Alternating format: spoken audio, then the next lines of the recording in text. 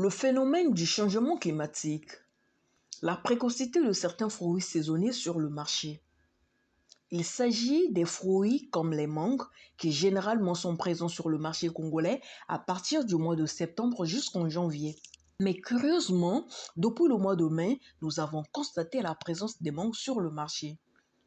Pour apporter une réponse à cette préoccupation, Média Plus Océan s'est rendu ce jeudi 2 juin 2022 à l'Institut national de recherche agronomique où il s'est entretenu avec Lydie Makayama Kosso, directrice départementale de la recherche agronomique à Pointe-Noire. Voici sa réponse.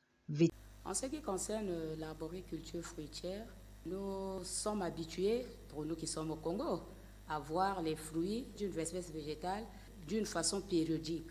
Mais nous sommes sans ignorer que de façon naturelle, il y a ce qu'on appelle le saisonnement aussi, c'est-à-dire l'alternance dans la production en ce qui concerne les arbres fruitiers.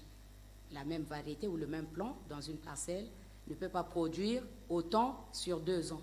C'est ce qu'on appelle l'alternance bisannuelle et que cette alternance est due à plusieurs causes, plusieurs facteurs, parmi lesquels le génotype,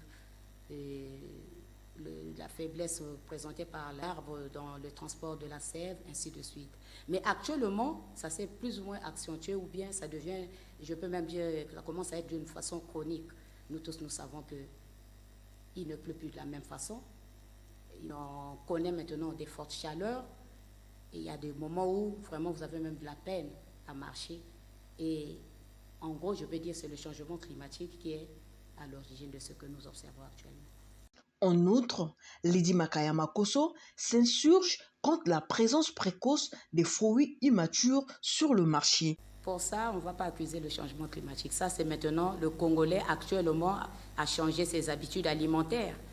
Et les gens, nous, quand on grandissait, nos parents nous interdisaient, par exemple, de consommer les mangues vertes parce qu'on avait mal au ventre. Mais aujourd'hui, un parent laisse un enfant. Et il y a aussi le comportement, le chômage conduit les gens, par exemple, au vol.